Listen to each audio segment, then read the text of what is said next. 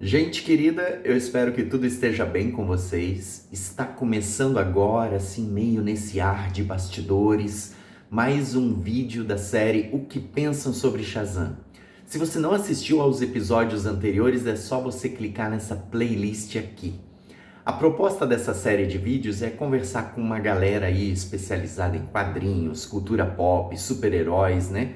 Tais como quadrinistas, roteiristas, desenhistas, estudantes, pesquisadores e pesquisadoras, para eles e elas revelarem o que pensam sobre o universo ficcional de Shazam, suas memórias afetivas, suas ideias de histórias, enfim. Trata-se de um bate-papo super descontraído envolvendo as afeições de toda a comunidade de fãs que acompanha esse canal. E essa série de vídeos é para vocês e para todos e todas nós. Okay. E claro, se você está caindo de paraquedas aqui, saiba que sim, esse é um canal dedicado à família Marvel da Fawcett e da DC, ao universo ficcional de Shazam. Então, se você curte essa mitologia, esse universo ficcional, essas histórias, ganhe tempo, inscreva-se no canal, maratone os vídeos, deixe likes, comentários e vamos fazer essa comunidade crescer cada vez mais, tá certo? E assim, se você é fã roxo ou aquela pessoa que quer apostar no canal, torne-se membro. Só R$ 14,99 ao mês, mais barato que qualquer streaming, gibi ou mesmo um mocatino na padaria. E nosso convidado da vez é professor no programa de pós-graduação em Ciências da Religião da PUC Minas, onde coordena o grupo de pesquisa Religião e Arte. O cara tem diversas publicações sobre quadrinhos, cultura pop, super-heróis, majoritariamente, né, em interface com a religião. E ele é o organizador de um livro muito peculiar chamado Teologia Nerd. Enfim, uma pessoa que você vai ter a chance agora de conhecer mais de pertinho, porque, claro, você está na pedra da eternidade.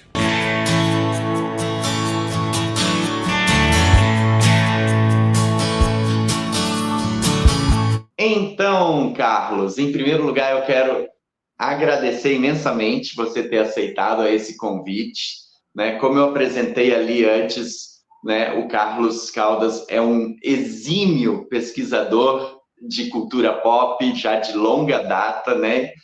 Curte bastante quadrinhos e a gente vai falar um pouco mais de perto agora nesse vídeo sobre suas principais afeições, aventuranças e desaventuranças em relação ao nosso universo ficcional preferido aqui desse canal, né? Que é o universo ficcional de Shazam. Então, primeiramente, Carlos, gratidão aí por ter aceitado o convite. A gratidão é toda minha. Um tema como esse, que a gente vai falar mais sobre isso depois, né? Que fala tanto ao coração, então eu só tenho a agradecer. Fico muito honrado, Yuri. Agradeço suas palavras agora há pouco, né? Uma generosidade exagerada da sua parte, eu agradeço. Deixa eu usar a linguagem teológica aqui agora. É a graça, o favor não merecido. Eu estou extremamente feliz de poder participar nessa manhã dessa conversa sobre um tema que é tão interessante e que tem tantas camadas, e enfim, mais sobre isso falaremos daqui a pouco. Eu acho que o Capitão Mar, assim, o universo ficcional de Shazam, né? Ele acaba mexendo com cada um e cada uma assim de nós de uma maneira diferente, mas eu acho que, sobretudo, tipo assim, a gente, agora falando de nós dois aqui, que temos um pé na teologia, nos estudos de religião como um todo, né? Sempre quando, para mim, assim, uma coisa que eu sempre tenho assim no horizonte é tipo assim, quando criança a gente sempre sonha em poder ser algo mais, né? Transpor as limitações e tudo mais. E eu sei que eu não nasci em outro planeta, né? Até onde eu sei, eu não conheço, não tenho uma mutação genética, né? Então, só resta o poder de uma palavra mágica, né? Exato. Exato. Você mencionou agora, en passant, origens possíveis dos poderes, né, dos super-heróis. Né? Então, o alienígena. Né? Então, a gente tem o John Jones, né, que em inglês é o Caçador de Marte, aqui no Brasil ficou Ajax. Ajax, O alienígena. O alienígena. O mais famoso de todos, claro, o Superman, lógico, né? Ele não é humano. Bom, outra possibilidade, a mutação, né? Os X-Men, né? Os nossos queridíssimos X-Men, né? Mutantes, são os únicos que já nasceram com superpoderes, os únicos. Os demais, não. Ou então um acidente. A maioria esmagadora ganhou seus poderes por acidente, né? Algo É não verdade, é planejado, verdade. não pretendido. É o Peter Parker, que a aranha radioativa pica. É o Matt Murdock, que é menino ainda, o acidente, e o caminhão capota, e o produto radioativo bate nos olhos, ele fica cego, mas os outros sentidos ficam super desenvolvidos.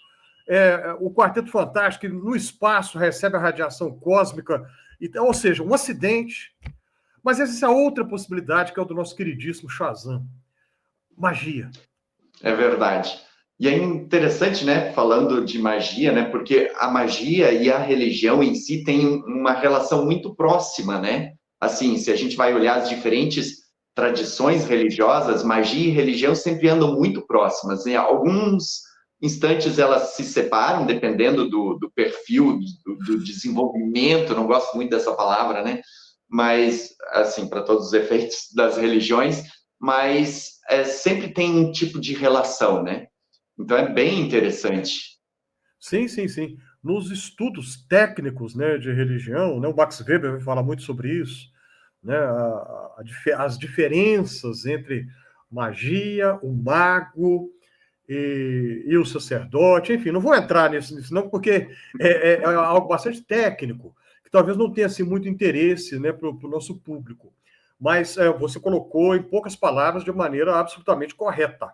Mas entrando diretamente agora no nosso assunto aqui da Pedra da Eternidade, dos nossos acólitos e acólitas de Shazam, qual foi o seu primeiro contato, a sua primeira experiência mística, religiosa, quem sabe? Talvez existencial. envolvendo, envolvendo o universo de Shazam.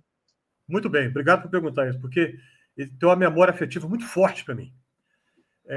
Eu era menino, não tinha 10 anos ainda, já sabia ler, mas ainda não tinha 10. Uma tia muito querida, uma tia que eu amo muito, a irmã mais nova da minha mãe, Celeste, o nome dela, tia Celeste, irmã caçula da minha mãe. Ela é a caçula na irmandade dela.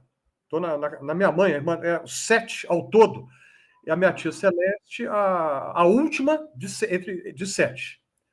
E ela não é tão mais velha do que eu, assim, ela é 12 anos mais velha, então quase que poderia ser uma irmã mais velha, quase. E ela foi a minha primeira babá, vamos dizer assim. E ela que me ensinou a gostar de histórias em quadrinhos. E o Olha só. primeiríssimo quadrinho que ela me ensinou a gostar foi o Shazam, que ela gostava. E os irmãos dela, irmãos da minha mãe, meus tios, né? Todos leitores de quadrinhos. Para você ter uma ideia, hoje, 2 desses meus tios, ambos são octogenários, hoje. E naquela época eles liam a Ebal, Editora Brasil América Limitada, infelizmente extinta. E no meu tempo de menino, eu peguei a Ebal ainda em funcionamento. Né? Então, minha tia que me ensinou a ler, por exemplo, o Fantasma e o Mandrake, o Mágico, ambos do Lee Falk. Mas, assim, o Shazam foi o primeiríssimo. Depois vieram os demais. Aí eu, naquela a ingenuidade infantil, um menino ali de 8, 9, 10 anos de idade, lendo, eu ficava assim encantado. Por exemplo, o Senhor Malhado. Eu ficava encantado com aquilo. Eu, menino de 8, 9 anos de idade, eu achava aquilo a coisa mais sensacional do mundo. Né? Um tigre falando e convivendo com as pessoas. Né? E o Billy Batson, né? Essa coisa que, né, se transforma, depois volta a ser menino outra vez, e aquilo, enfim. E eu lia muito, e depois o Shazam sumiu, né? Parece que ele desapareceu, ficou um tempo aí fora do mercado. Você vai saber isso mais do que eu. Mas aquele contato inicial ficou, diz que a primeira impressão que fica, né? No meu caso, ficou mesmo. Meu primeiríssimo contato com o mundo dos quadrinhos, depois, né, vieram todos os demais. Mas aí ficou assim um amor, digamos assim, uma paixão, né, que dura até hoje. Eu acho muito interessante você mencionar sua tia, porque, em geral, a gente não tende a falar de leitoras de quadrinhos, né? Parece que muitas vezes é meio que o clube do Bolinha ou coisa assim, e a gente não tende, na verdade, a gente tende a invisibilizar as leitoras nos nossos discursos, né? E aí é interessante que tu traz justamente essa experiência da sua tia e a sua tia com um interesse no universo ficcional de Shazam. Não, exato, você falou certo. Isso é um estereótipo que tem sido quebrado de pouco tempo para cá. Né?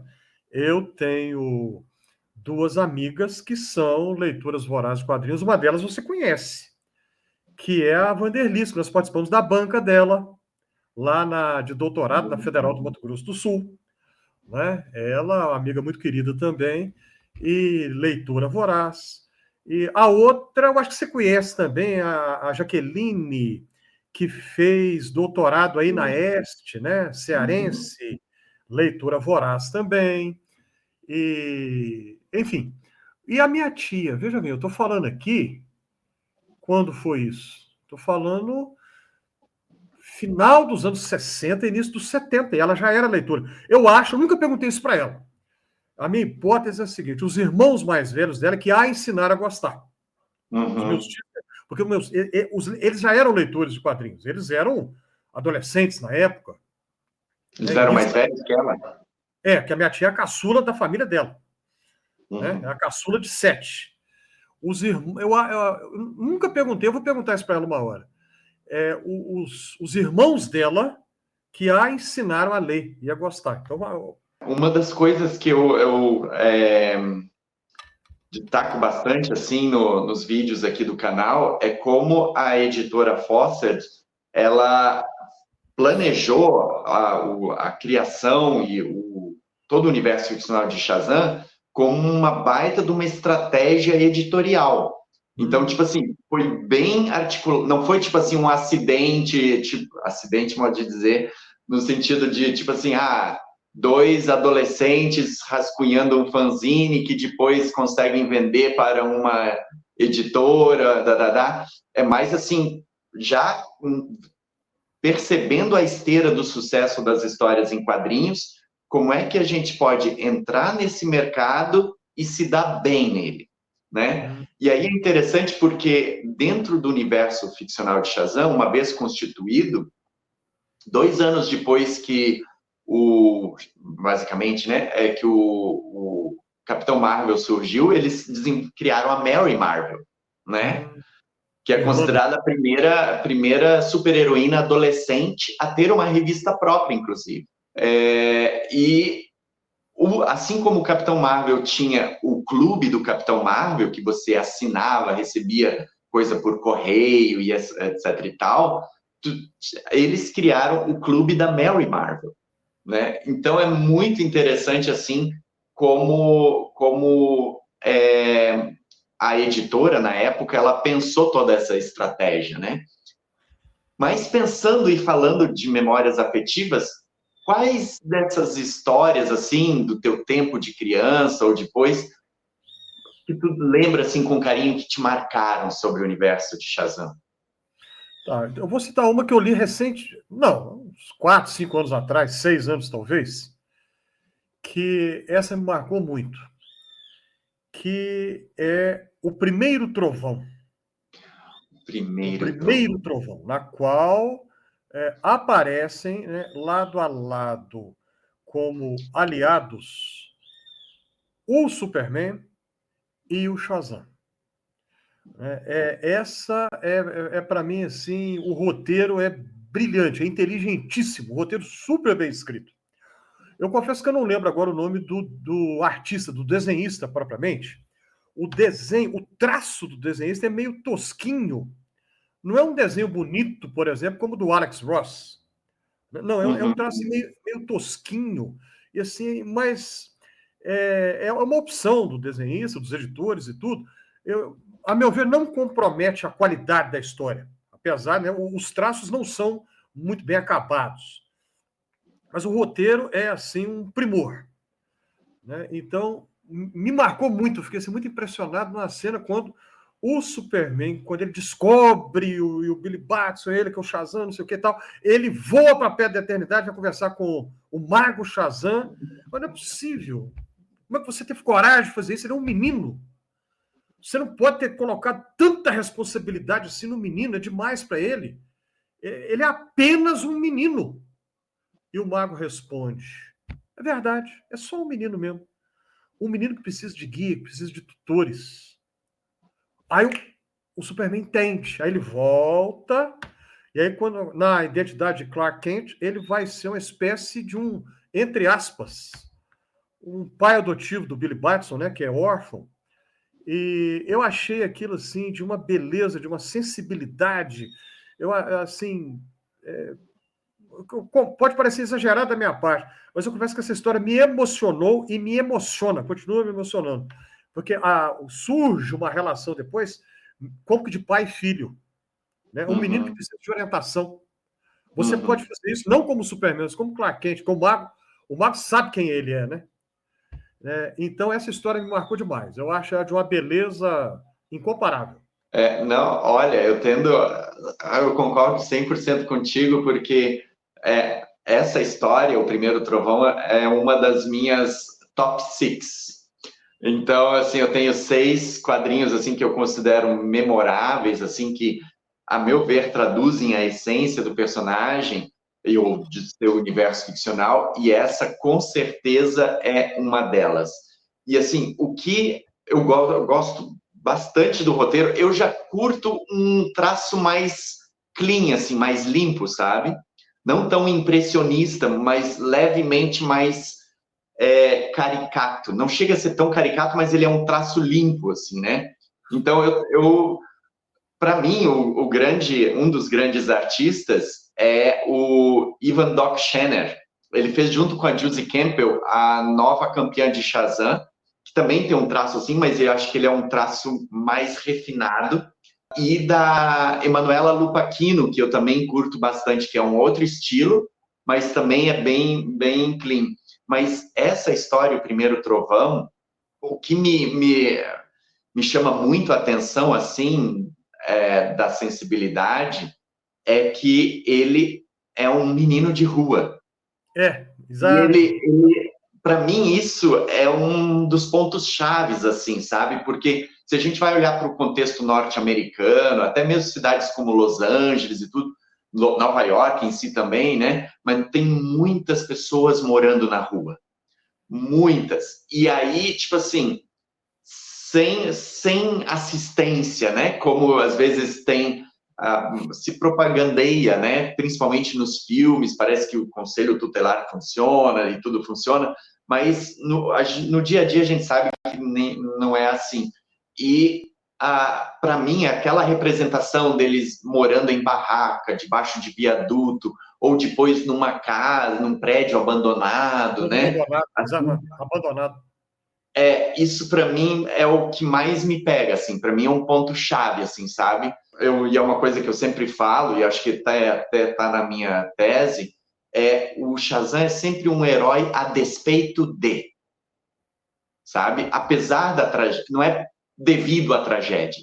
Apesar de todas as coisas ruins, ele é um herói, sabe? E eu acho que esse é um sinal de esperança que para mim é muito latente no personagem, sabe? Que tem a ver com a forma de você enxergar a vida, sabe? E aí esse quadrinho para mim traduz isso muito muito bem nessa Super bem trama. colocado. Perfeito. Exatissimamente isso aí. E para ti assim, quais são, pensando assim nos elementos, quais são os elementos que para ti são centrais no universo ficcional de Shazam? Assim? O que é a essência desse universo, a essência do personagem ou dos personagens, né? Pensando na família Marvel como um todo, o que Certo. para ti é a essência? Você tocou num ponto a última parte da sua pergunta que eu ia mencionar. Essa ideia de família, né? Deixa eu mencionar aqui um teórico de quadrinhos, certamente você conhece, o Christopher Knowles. Tem um livro que está aí em português, né?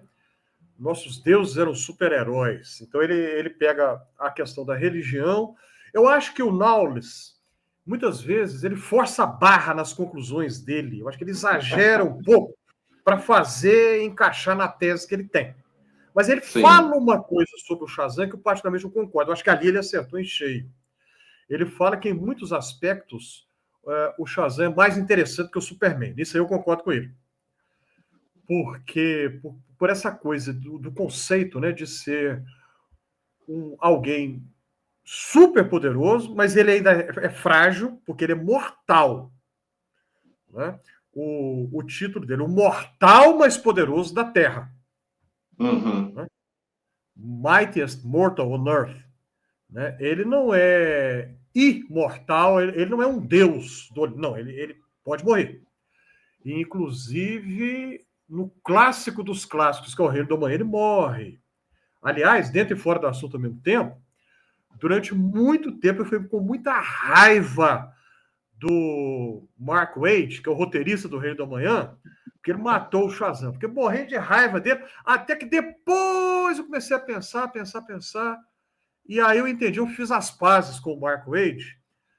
Aquela morte do Shazam ali tem um papel central na história. Depois a gente pode falar mais sobre isso. Mas então, voltando aqui, né, ao que o Nauros fala, tentando desenvolver o pensamento dele. Ele é super poderoso, mas ainda é vulnerável, porque ele pode morrer. Poder de deuses, mas o coração dele continua sendo de uma criança. Continua sendo de um menino. Ele continua, então ele consegue conjugar maravilhosamente bem superpoderes com a inocência, a singeleza de coração de um menino. Isso é o diferencial, porque ninguém tem isso. Ninguém mesmo, nenhum herói tem isso. Em qualquer dos universos, ou Marvel ou DC, ninguém. Ele é absolutamente único, não tem um segundo. E aí que vem a coisa da família. Porque ele reparte os poderes, né? O que a gente vê, um ponto, uma trama muito comum para vilões é querer ter mais poder e mais. É igual o João Ninguém na música da Rita Lee. Quanto mais tem, mais quer. Quanto mais tem, mais quer. Quanto mais tem, mais quer. O exemplo clássico é o Doutor Destino, né, da Marvel. Ele nunca está satisfeito com o poder. Ele quer mais ainda. E mais e tudo. Por essas outras, eu detesto o Doutor Destino. Tem horror dele por causa disso. Né, porque ele é insaciável. O Billy Batson é o contrário. Ele reparte. Ele doa. Eu não quero só para mim. Tá bom para mim? Então eu quero que seja bom para as minhas irmãs, para os meus irmãos. E aí você tem o conceito de uma família. Né? Ele reparte. E a família, né? Cada um, meninos e meninas, cada um é de uma etnia, mas eles têm vínculos ali que não são sanguíneos, mas vínculos de um amor. Pode parecer pieguice falar isso, mas não é coisa piegas, não. Né? Laços de amor realmente que ultrapassam, né, laços sanguíneos. Né? Então, essa ideia de fraternidade, de repartir, é o contrário do egoísmo. Né? Uhum. Isso, para mim, é central, né, no Shazam. Eu considero isso, assim, porque é o único. Né? A gente não, desculpa a minha repetição, a gente não vê isso com ninguém em lugar nenhum. Tu chegou a acompanhar os novos 52, então, com essa... Porque essa Shazamilha, no moldes que tu tá trazendo, né? Ela veio com o Geoff Jones ali em 2011. 2011 foi os novos 52, né? Mas um pouco mais tarde ali na Liga da Justiça, quando tinha o encarte com a história da recontagem, né? Da história do Capitão Marvel, e lá veio essa ideia dessa família bem plural que foi explorada, inclusive, no filme, né? O filme, Tu curte essa pegada dessa Shazamilha? Alguma coisa do 952 eu acompanhei, sim. Acompanhei, li alguma coisa. A ideia, eu acho, o conceito brilhante. Né? Brilhante. O Capitão Marvel Júnior, né, antigo, a Mary Marvel, tudo, né, já vende. Inclusive o Elvis Presley, ele era fã número 1 né? E aquela roupa extravagante dele, aquela roupa, né? Uma roupa com as espécie das franjas que vinham, né? Na manga. Sim. E tudo, e o cabelo, o jeito que ele colocava o cabelo e tudo. Fã do Capitão Marvel Júnior, do Capitão Marvel também, né? E tudo. Mas, ou seja, esses outros anexos, entre aspas, Marvel Júnior, Mary, né, são antigos. Mas realmente essa ideia, que é recente, né, eu acho assim brilhante, genial. Tu curtiu, então, os 2 filmes que lançaram do Shazam? Não, detestei. Não? Não, horríveis. O segundo conseguiu ser pior do que o primeiro. Ah, o Por quê? segundo é. Por quê? Aí que tá, estragaram o personagem, meu pai do céu. Na década de 70 tinha uma série televisiva que, com todas as limitações de tecnologia da época, né, mas era interessante, assim, agradável, muito leve, né? Muito leve, muita aguinha com açúcar, mas era interessante de ver. Aí fizeram o filme, fiquei muito entusiasmado. O Zachary Levi, ele tem o porte físico clássico do Shazam, quando o Billy Batson se transforma, né, em Shazam, né, porque ele é alto, né, muito alto, e o cabelo preto e olhos castanhos, esse é o estereótipo, é o clássico, né? Mas o roteiro ficou muito ruim. E ficou um Shazam, tinha que ser Razam, de H para frente. H-A-Z-A-M. Porque ele não tem o S, não tem a sabedoria de Salomão. É um adolescente bobo. Nos Sim. 2 filmes, esse aspecto do adolescente bobo, no segundo filme, ficou mais destacado ainda. Eles exploraram isso cada vez mais. Ele no primeiro filme, ele é tão bobo que tem uma hora que o Fred Freeman, né, que é o Marvel Jr., o repreende porque ele está sendo bobo demais, né?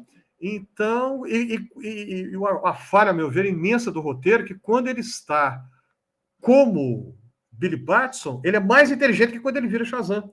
Quiseram colocar comédia, usar que ele vai fazer piadinha o tempo todo, mas ficou assim, talvez não seja politicamente incorreta aqui agora, com perdão, com o seu perdão com os demais, um adolescente retardado, bobo demais, umas piadinhas, uma mais ridícula do que a outra, perderam uma chance imensa de fazer um dos personagens mais interessantes da história dos quadrinhos, dentro e fora do assunto. Eu acho que quem conseguiu captar essa coisa do poder do Shazam muito bem foi, de novo, o Mark Waid. Porque no clássico Reino do Amanhã, né, ele é o único que consegue encarar o Superman de igual para igual. E aí, quando o Dr. Silvano e o Lex Luthor conseguem fazer uma lavagem cerebral nele, né? Ele está sob o domínio mental do Lex Luthor, e aí vai ter um embate dele com o Superman, né? Que é um momento dramático ali, que é o clímax do conflito, né? Do Reino do Amanhã. Mas o Mark Waid captou, né? Aí tem uma cena que está lá o Lex Luthor, os vilões todos, todo mundo, o Shazam entra na sala.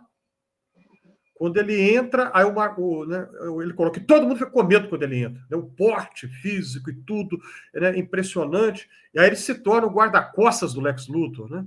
Quer dizer, é um personagem extremamente poderoso, interessante, rico, com muitas camadas, que o filme estragou. O segundo filme agora, o Zachary Levi fez um apelo quase que chorando, ficou patético aquilo, pedindo o pessoal para ir no cinema ver o filme, né? E aí teve um outro filme, lançou, eu tô querendo lembrar qual que foi o outro que foi lançado em paralelo. Ô, gente. O Adão Negro? Não foi o Adão Negro, não. Foi o outro que foi lançado, que ele até mencionou, pessoal, tá tendo outro filme aqui agora, eu gosto do fulano de tal, me esqueça agora o nome, ele menciona o nome do ator que faz o outro, eu gosto do fulano de tal, não sei o quê, mas, por favor, vá no cinema ver o Shazam e tudo, porque ele percebeu que foi, assim, um erro, um roteiro muito mal feito, muito mal escrito, vai ter um terceiro, vai ter um reboot, vão escolher outro ator, dificilmente isso vai acontecer, uma lástima, né? Porque fizeram um Shazam que não tem a sabedoria de Salomão. Estragou o personagem, acabou com ele. Eu digo aqui no nosso canal, a gente está com um projeto de recontar todas as histórias, história por história, audiovisualmente, bem naquele estilo old school, sabe? De ler quadrinho por quadrinho, né? E a gente começou com a Wiz Comics. Nós vamos passar por todas as edições da Wiz Comics, depois da WoW Comics, Master Comics, e daí as específicas de cada personagem. E na terceira história, na terceira edição, o Capitão Marvel ele vai para Vênus, porque o Dr. Silvana mora em Vênus, e o Dr. Silvana sai. Estou contando aqui, talvez é até um spoiler, se bem que spoiler da década de 1940 ainda é um pouco. Mas, de todo modo, a primeira vez, nitidamente, que o Capitão Marvel usa a sabedoria de Salomão é para construir um foguete para voltar para a Terra. Isso na terceira edição da revista. Então, tipo assim, tu vê o poder. Claro que o Mark Waid, quando ele explora a ideia nessa releitura que ele fez em 2023, né, que depois a Josie Campbell continuou, ele tem uma ideia mais assim de sabedoria no sentido de ver estratégias para a solução de problemas. Ou seja, não é um conhecimento acumulado, mas ver essa estratégia de resolução de conflitos e problemas, que também está na essência do Salomão, se a gente vai pegar esse imaginário clássico que está relacionado ao Salomão. Correto. Mas, de todo modo, ali naquela história também, porque ele vai pegar vários livros lá em Vênus, né, na casa do Silvana, vai pegar vários livros e vai construir um foguete próprio para voltar para a Terra. Então, é bem interessante, porque também tem a ver com a forma de você, essa faculdade de você aprender com os desafios que são lhe postos, né? Exato. Exatamente. Aí você pega isso, um elemento tão interessante que nenhum super-herói, você pega o combo clássico do super-herói, ele tem. Que é super força e super velocidade. Esses dois elementos são clássicos, né? A capacidade de voar também e tal, mas ele tem esse adicional, a sabedoria, entendida dessa maneira, como habilidade de usar os recursos disponíveis para resolver problemas, né? A gente não encontra isso em lugar nenhum. Você vai ver alguns que usam muito tecnologia. É o Batman, ele depende muito de tecnologia.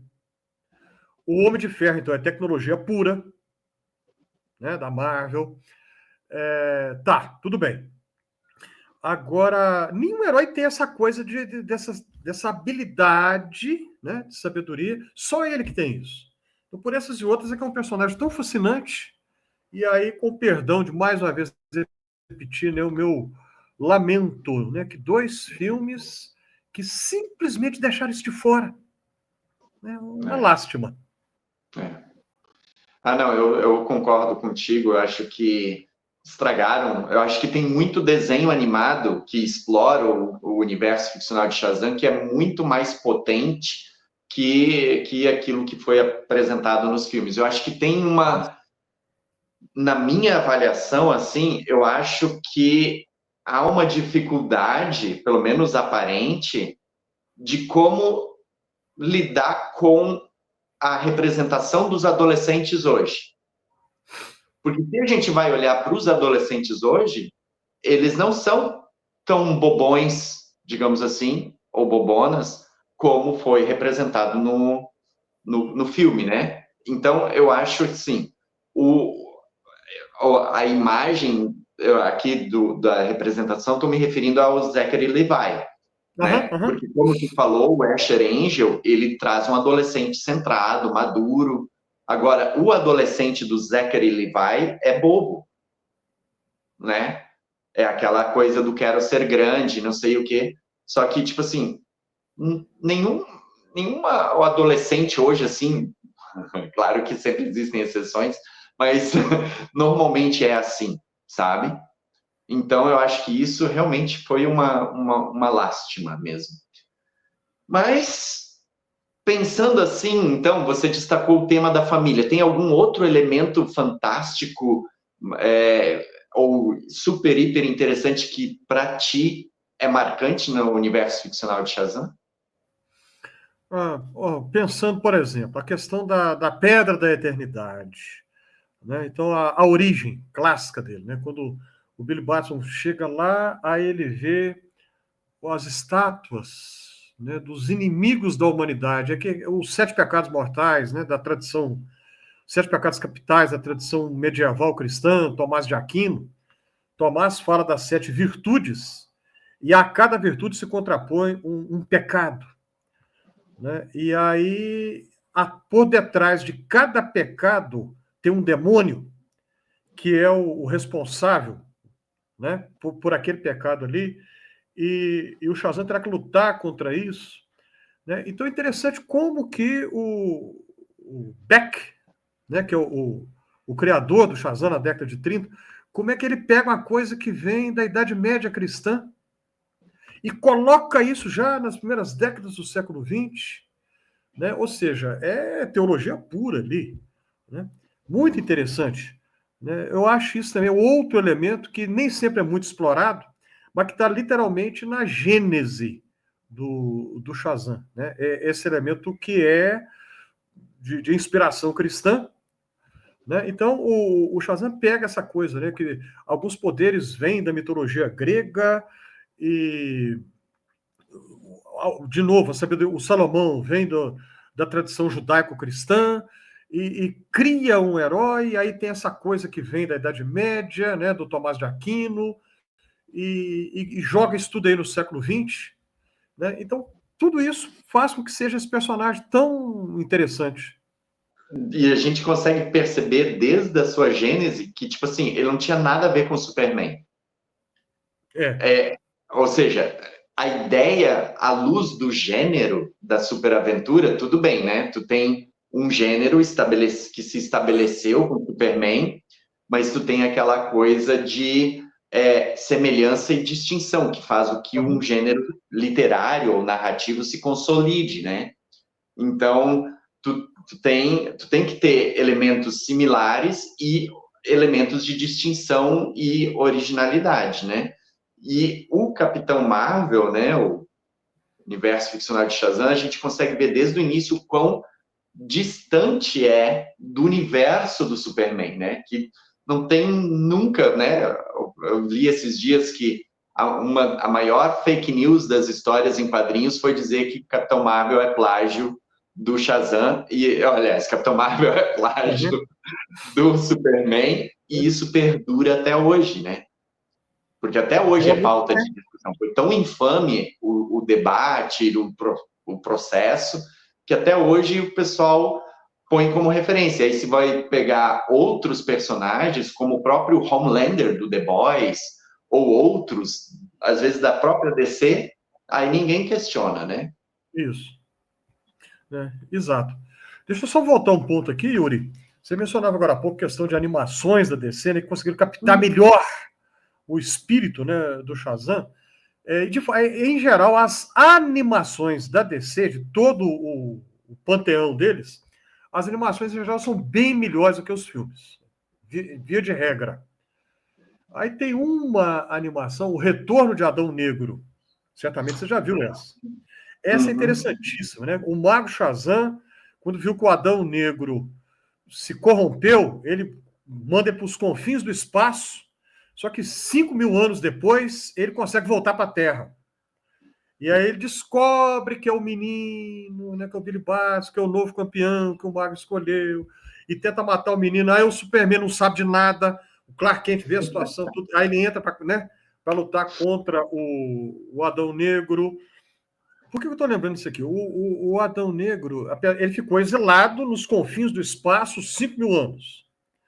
Aí quando ele volta, ele não fala a palavra Shazam de jeito nenhum, porque ele não quer perder os poderes, ele não quer ser humano. Aí no fim, tudo ele vai falar, ele envelhece 5.000 anos de uma vez só e vira cinza, né? Numa fração de segundo. Né? Mas isso aí mostra uma coisa muito interessante também. Ele se apega ao poder de todo jeito. Quero poder, eu quero. Não vou abrir mão disso de jeito nenhum, não abro. E para o Billy Batson é tranquilo, ele se transforma quando ele precisa. Mas ele não está apegado àquilo ali. Aí volta no que a gente dizia agora há pouco. Tanto não está apegado, como ele reparte. Ele reparte. E aí, não sei se é forçação de barra ou não, mas me faz lembrar um conceito que é central no cristianismo, né? A kenose. Tem alguns que falam kenosis, né? Mas eu acho que seria kenose em português, o esvaziamento, né? O Cristo que se esvazia e se torna frágil na pessoa de Jesus. É o contrário do Adão Negro. Ele se agarra de todo jeito. Eu não vou deixar, não vou abrir mão desses poderes que eu tenho. E para o Billy Batson é tranquilo, ele abre mão daquilo na maior tranquilidade, né? Então, de novo, né? Você vê que de todo mundo, todos os panteões, seja da Marvel, seja da DC, a meu ver, Yuri, nenhum deles é mais teológico do que o Shazam. Ele ganha disparado de qualquer um, por conta de todos esses elementos. Inclusive da fragilidade. Ele é mortal. Perfeito, perfeito. E é interessante que nas histórias, em geral, assim, sobretudo agora, né, pensando nos quadrinhos da Fossa, lá da década de 1940, o Capitão Marvel, ele só entra quando é estritamente necessário. Porque enquanto o Billy consegue resolver as coisas em sua qualidade de humano, mortal, Billy Batson, ele faz. Ou seja, só mesmo quando, digamos assim, o apocalipse se instaura, é que ele aciona a magia. Senão, não. Senão ele tenta resolver tudo como Billy Batson, né? E é interessante. Agora, quando tu falou do Adão Negro, uma coisa que me veio à mente é aquela coisa assim que tem a ver com a essência mágica e religiosa, que é essa atmosfera da eternidade. Porque enquanto você está embebido desse elemento mágico religioso, tu tem um corpo eterno. A partir do instante que você se desfaz dessa religiosidade ou dessa magia, desse elemento divino, você vira o pó, como acontece no Adão Negro, né? Então é interessante essa ideia, essa dimensão cairótica que faz parte desse corpo que está embebido de divindade, não é? É bem, bem interessante, né? Agora pensando nessa história do Adão Negro, que ele vira pó a partir do instante que perde o elemento mágico, né? Exato, exato. Finalmente, ele desiste, entrega os pontos de uma vez e tudo, eu perdi, não tem jeito, então, Shazam, aí pra... Né? Aí, no menos de meio segundo, ele envelhece 5.000 anos. Né? Deixa eu te perguntar uma outra coisa. Além do primeiro trovão, se você fosse indicar uma lei, tipo assim, pensando aqui na Pedra da Eternidade, né? Ou para puxar um espírito religioso, né? Ir de fazer discípulos, ou ir de fazer acólitos e acólitas de Shazam, qual quadrinho você recomendaria? Vou falar o Ou que eu qual não história recomendaria. você recomendaria? Eu acho que é os Sete Reinos. Eu acho que essa minha memória não me confunde aqui agora. Eu não gostei de jeito nenhum. Uhum. Eu acho o roteiro muito confuso, não tem uma clareza, a história não desenvolve direito. Então, esse aí, passe largo. Quando a gente não sabe o que vai encontrar. Opa, vou ver isso aqui. Aí, quando eu fui ler, nossa, mas que roteiro ruim esse. Tá? Então, Uhum. esse não vale a pena, não. Mas então, o primeiro Trovão já foi mencionado. O Reino do Amanhã, esse é recomendadíssimo. De cada 10 leitores e críticos, 11 vão dizer que o personagem central do Reino do Amanhã é o Superman. Eu tenho uma leitura diferente. Eu acho que quem salva a lavoura, acho não, tenho certeza absoluta, quem salva a lavoura, quem salva a pátria é o Shazam com o sacrifício da sua vida. Né? Ele tem um sacrifício ali que aí de novo, né? É messiânico, no sentido do judaico-cristão do Messias. Né? Ele se entrega para salvar milhões de pessoas, gente que ele nunca viu. Ele dá a sua vida para salvar a vida de milhões de pessoas. Então, o Reino do Amanhã não pode ficar de fora, de jeito nenhum. Tem uma do Jeff Jones que eu acho legal, Por Uma Palavra Mágica, que é recente. Esse eu acho muito legal também. Esse é recomendado. E se... É difícil encontrar hoje, difícil. Não sei se você tem no seu acervo pessoal, mas as histórias no plural antigas que a gente tinha no Brasil, né, que a Editora Brasil América e outras publicavam, se alguém se conseguir encontrar, vale a pena. É histórias muito leves, que é a distração pela distração, é pura fruição. Você lê para divertir e passar tempo. Né? Leves demais, né, essas histórias. E outra que também é recomendadíssima, é O Poder da Esperança. Essa não pode ficar de fora de jeito nenhum. Né? O Poder da Esperança, que é uma história lindíssima, que é quando o Shazam se vê diante de situações que ele não consegue resolver. No hospital para tratamento de crianças com câncer, câncer infantil, e agora? Então, quando ele pega, por exemplo, um menino com câncer, sai voando com o menino, quando eu li aqui, eu li de novo, pode parecer exagero da minha parte, mas aquilo me emociona a ponto de eu chorar, quando eu estou lendo aquilo, chorar, de eu imaginar essa situação, né? Ele não pode fazer nada, então o que ele faz? Ele vai dar um mínimo de alegria para o menino que está condenado, os poderes dele não conseguem resolver isso de jeito nenhum, não há o que fazer, né?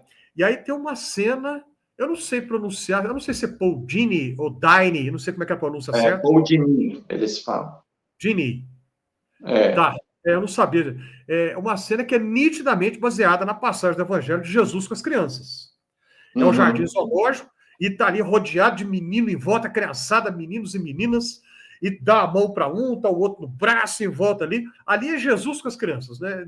Nitidamente, é inegável que baseou na cena do Evangelho, que, aliás, eu acho uma das cenas, a meu ver, Yuri, mais bonitas dos Evangelhos. Jesus rodeado de crianças, os discípulos querem chamar a atenção, porque criança faz barulho, né? Menino grita, faz bagunça e tudo. E aí Jesus chama a atenção dos adultos e não das crianças. E ali essa cena é reproduzida, né, com Shazam e tudo. Então, O Poder da Esperança. Essa não pode ficar de fora de jeito nenhum. Recomendadíssima.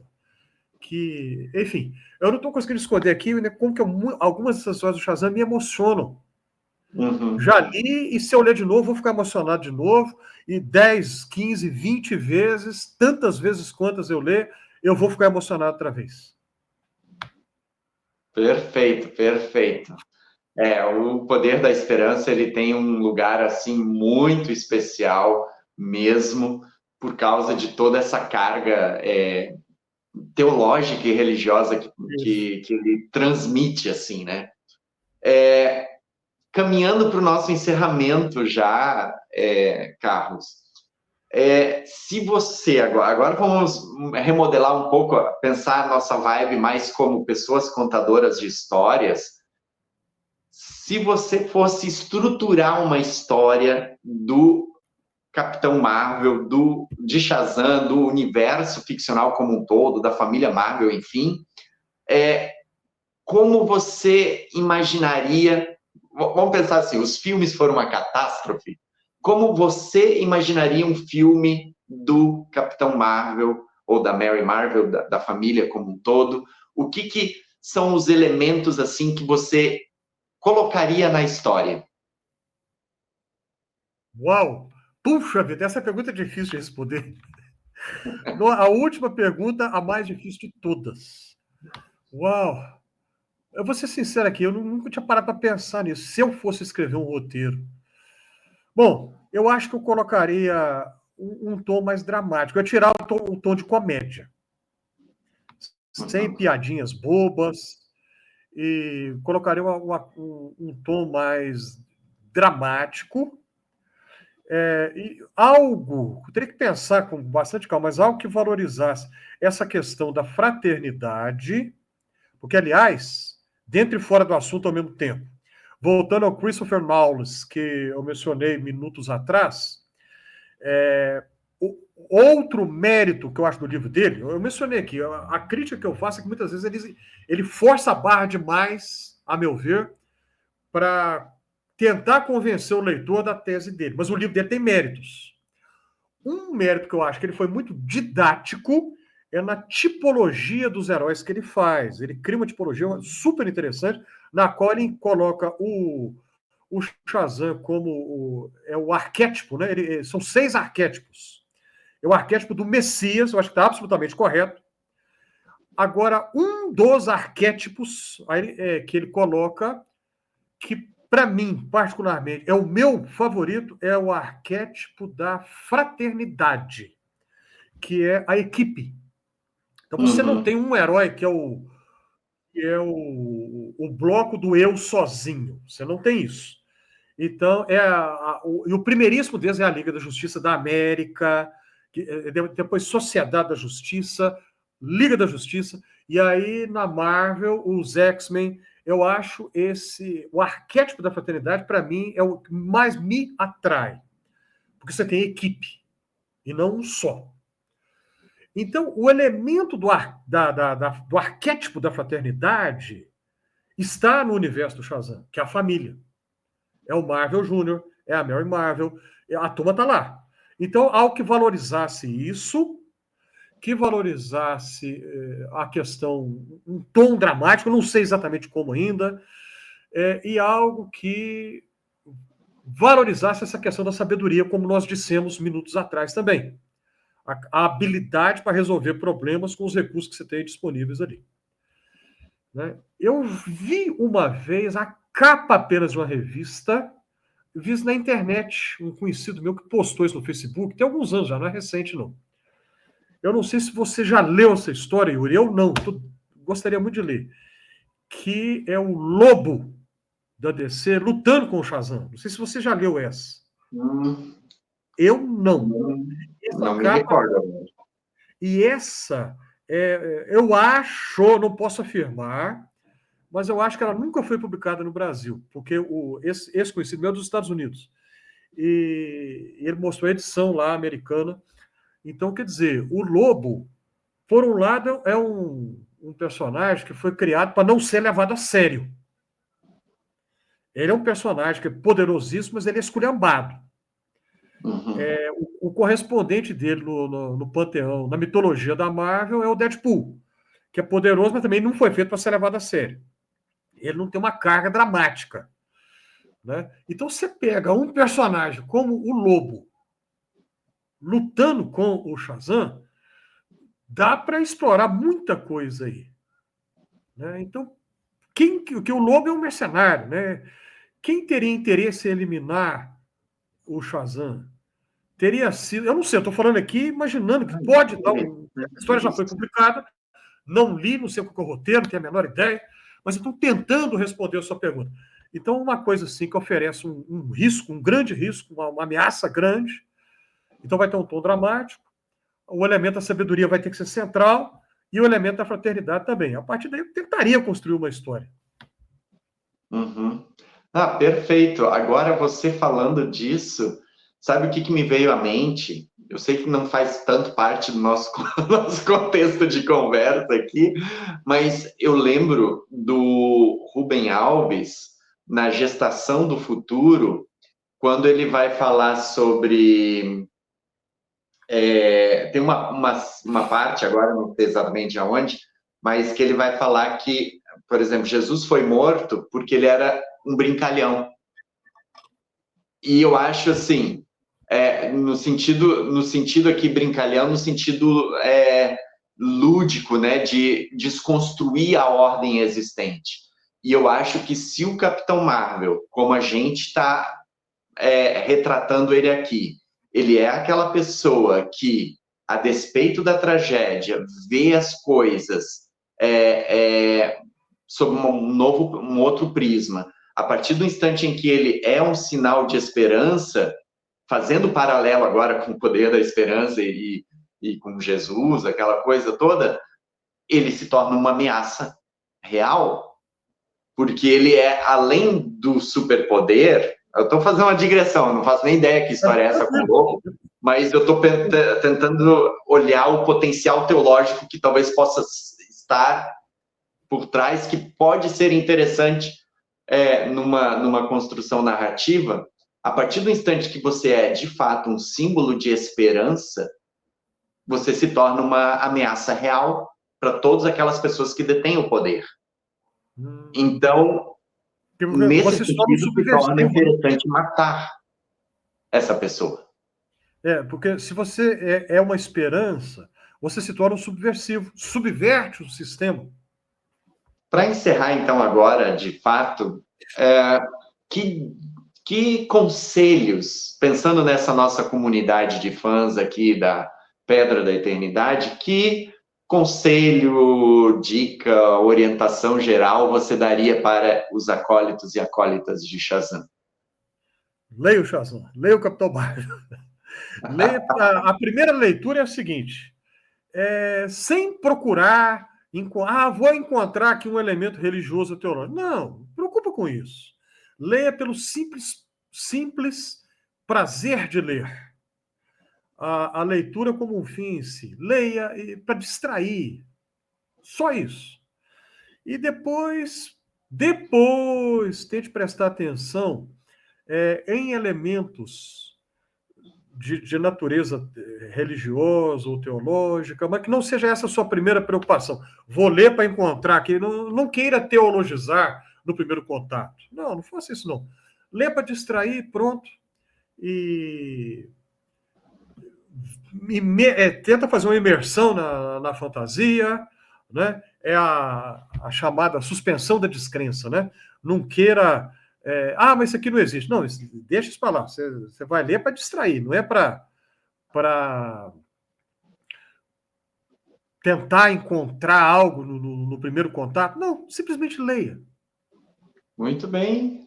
Gratidão, Carlos, por ter aceitado esse convite. Foi uma conversa maravilhosa. Eu estou, assim, saindo daqui com vontade de passar hoje o dia, para quem não sabe, a gente está gravando num feriado, passar o dia lendo Shazam. A vontade é essa mesmo. Pegar e ler e reler. Muito bem. E com isso, então,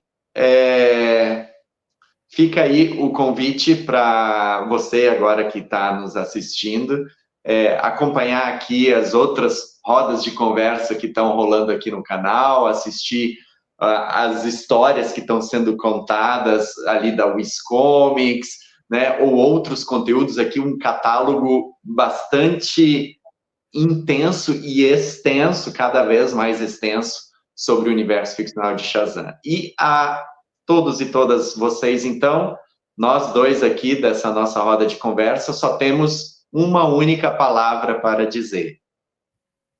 Vamos lá no 3? Shazam! Então vai. Vamos lá. 3, 2, 1. Shazam!